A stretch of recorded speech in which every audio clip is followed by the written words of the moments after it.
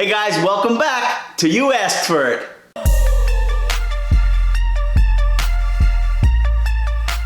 Hey guys, Jeff here. Welcome back to You Asked For It. It's been a while since I uploaded any content to this playlist, but I really had to review briefly one of the most commonly asked inquiries I get, whether it's email or private messages or text messages or phone calls. Obviously it's hard to do training remotely and virtually, but one of the most commonly asked questions I get, people always say, hey, are there any quick tips you have to improve leash walking immediately? Now, everyone knows leash walking, that's like a hands-on skill.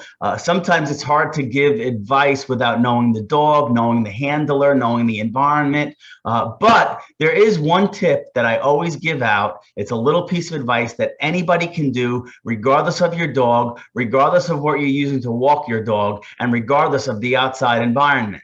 I know everyone has heard me say over and over and over again when it comes to obedience, you have to start where their distractions are low and minimal. Like if you're teaching sit, down, or come, we want to start those things in the privacy, comfort, and silence of our own home. Whether it's the living room or a bedroom, somewhere quiet where there's no distractions, so we can get our dog to focus. Well, guess what? The same holds true for leash walking. If you can't walk your dog on the leash or get your dog to focus in your living room or in your backyard or in your front yard, you're not going to be able to do that when you're out on a walk in the neighborhood with other dogs and cats and birds and squirrels and leaves blowing in the wind. It's the same concept. You have to start where distractions are the lowest. And it's really simple. I'll just walk the dog around the yard, or sometimes in dogs that are like really preoccupied with the outside world, I will start in my living room and I'll just do simple squares in my living room, get the dog to sit periodically, work on a little come command, things along those lines. And I'll have to work my way outside if this dog is like really overstimulated and super preoccupied with the outside world. Always start small. I just happened to have a little video that I sent to one of my rescue clients. We have a dog here that has, she's just preoccupied with everything. She doesn't focus on the walk at all. So I did a quick little video just to show them what we're doing to help her focus. And this is really the parameters of what I want you to do in the privacy of your own home or your yard before you venture out on the walk and start literally fighting with your dog, trying to get control of the leash. Start small, start simple. Yeah, take a look. So here we are, we're just starting our walk. Let me pause this for a second. So keep in mind, before we did this, I actually ran her in the yard a little bit, drained some of that energy. We did a quick little obedience session inside my living room just to get her focus. And before we go on any walk, this is really what we're doing. And the whole purpose here is just to stop periodically, get her to sit. I'm using a lot of treats to keep her attention, and you'll see at times she's just preoccupied, but again, I'm able to stop, get her to sit. At some point she starts deferring and looking to me when she sits, which is really where we want them to be. So this is the crux of the exercise that I want you guys to try. Again, start simple in your backyard. Let's see, let me open this up a little bit. All right, so you'll see here. So you'll see I stop a little abruptly there just to get her attention, and I give her a treat and continue on the walk.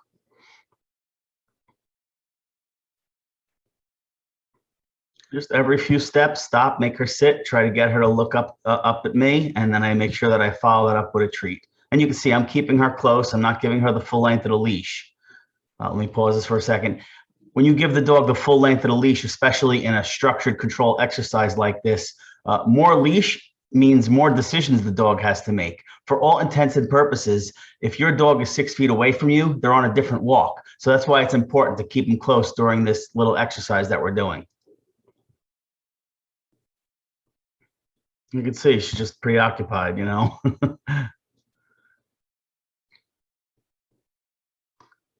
You can see, she kind of looked away and kind of paused a little bit. I'm just walking through it. I'm not jerking. I'm not yanking her. I'm just walking. She has two options. She can follow me or she could follow me, right? And, that may seem a little too strict, but remember, on the other side of all this structure is a lot of treats, a lot of love, a lot of affection. So it all balances out. She's sitting a little faster. That's ideal. I'm waving to my neighbor. Here, I pick up the pace a little bit. Look at that time. I'm going to stop right there. Look, we stopped right away. She looked up at me. This is after only a few reps. And I think this is only our second time doing that. She just got here. And she's super eager to please and food motivated, so that it helps. But this is where we want them to be. We want them to be in that point where they stop, they sit, and they look up at us. So that was really good. I'm really happy she did that. And I'm not being overly gratuitous with my verbal praise, especially with her. She's such a people-loving dog. If you get too goofy or gratuitous with your praise, she gets all spastic. She gets all wriggly and stuff. But she's a super sweet dog, and very eager to please.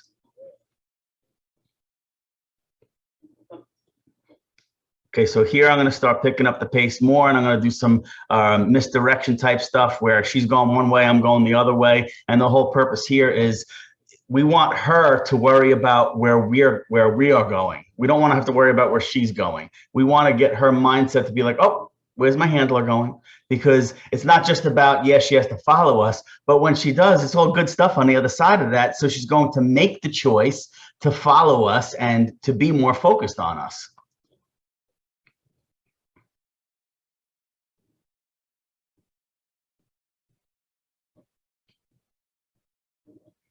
And here I'm going to really pick up the pace a little bit. And, she kind of doesn't really know what's going on. You can see I'm not yanking her, but I am going in the other direction. At some point, look, see, now she's already anticipating. That's where we want them to be. She's anticipating. I stop, get her in a sit.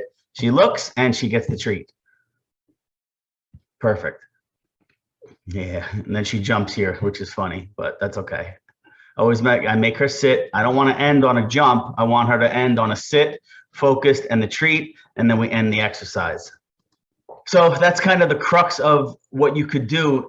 Again, even if you have to start inside in your living room, and obviously you're not going to be able to do really big squares because you're, confined to the interior of your home.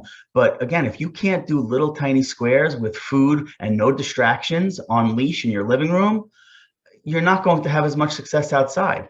Start again where their distractions are low, where you and your dog can really focus on the task at hand. And then maybe move it out to your backyard, then out to your front yard. And then the progression to this is you go maybe a few houses down from you and a few houses back, right? Slowly but surely. Every walk should be a working walk. Every walk should be an opportunity for you and your dog to get better on walking.